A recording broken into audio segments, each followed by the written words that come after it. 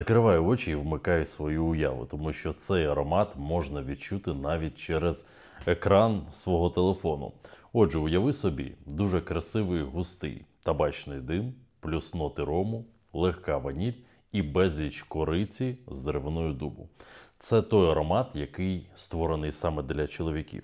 Він дуже густий, він володіє якимось таким магнетизмом. Він реально притягує постійно увагу чоловіків з запитаннями: братан, що це в тебе за аромат? І дівчат з запитами: блін, я хочу, щоб мій чоловік пах саме таким ароматом.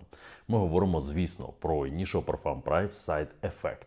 Це дійсно дуже ефектний аромат, надзвичайно стильний, який класно тримається на тілі, на одязі. Само собою, за там 2-3 доби, ну а на тілі практично добу. В шлейфі, я думаю, біля 3 метрів. Це дійсно один з самих топових, теплих, класних ароматів на прохолодну погоду.